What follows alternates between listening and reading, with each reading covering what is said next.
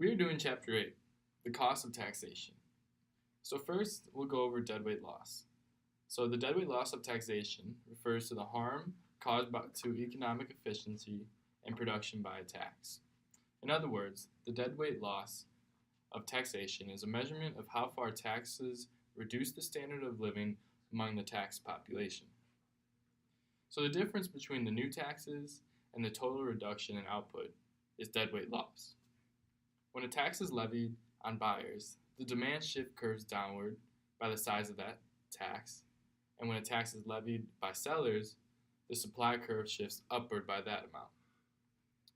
When the tax is enacted, the price paid by buyers rises and the price received by sellers falls.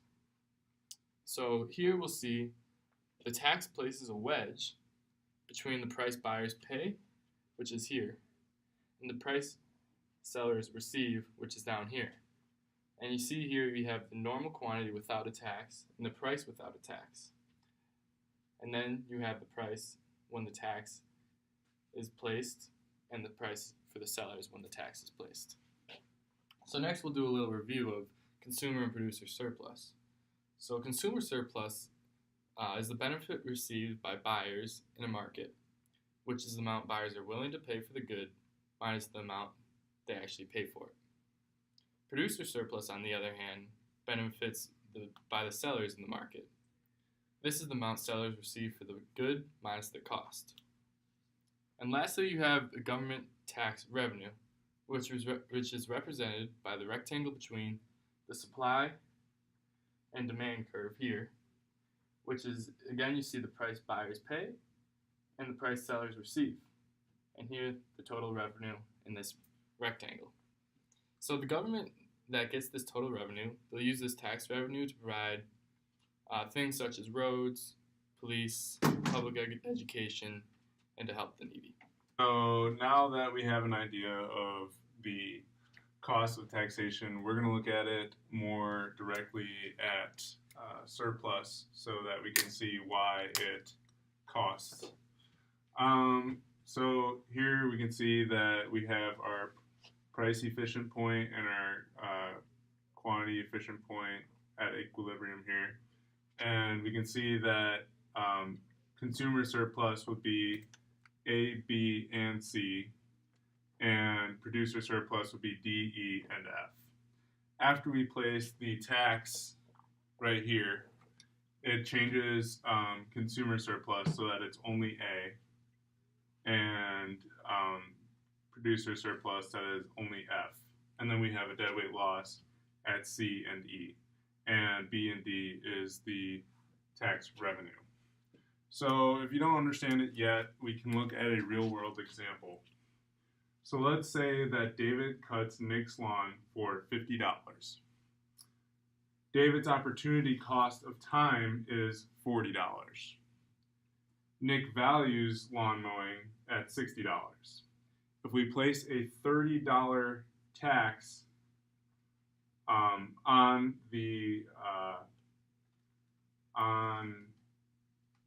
David, then lawn mowing now costs $65. So that would be above Nick's value of getting his lawn mowed, and it would also put $15 less of surplus to David, so that his opportunity cost would be higher than the benefits he would get from it.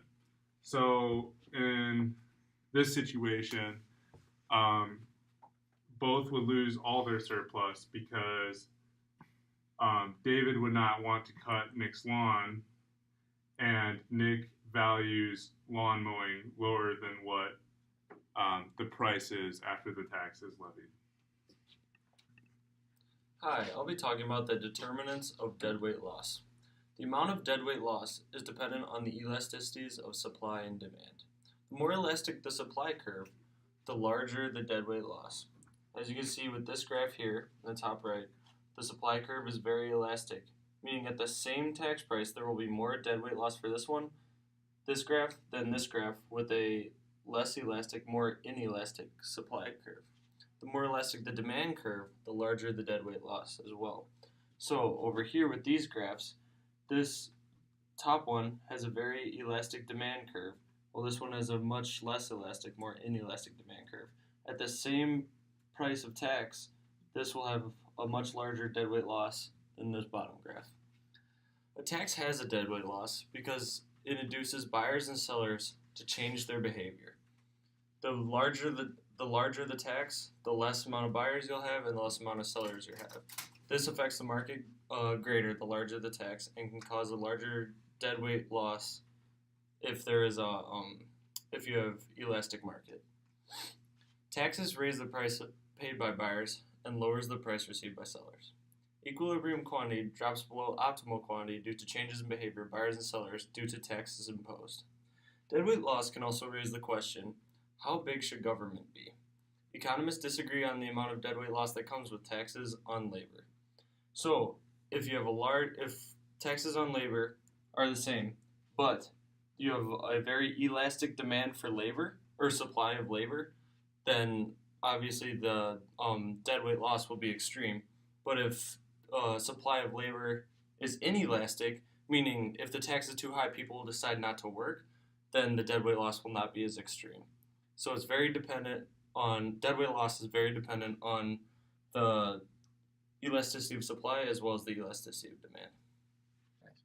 So now I'll talk about how deadweight loss and the tax revenue vary with the size of a tax. The deadweight loss is the reduction in total surplus due to the tax. Tax revenue is the amount of the tax multiplied by the amount of the goods sold. So here in example 1, a small tax has a small deadweight loss, as you can see here, and raises a small amount of tax revenue. That's a small tax. In our second example, a medium tax, the somewhat larger tax has a larger deadweight loss and raises a larger amount of tax revenue.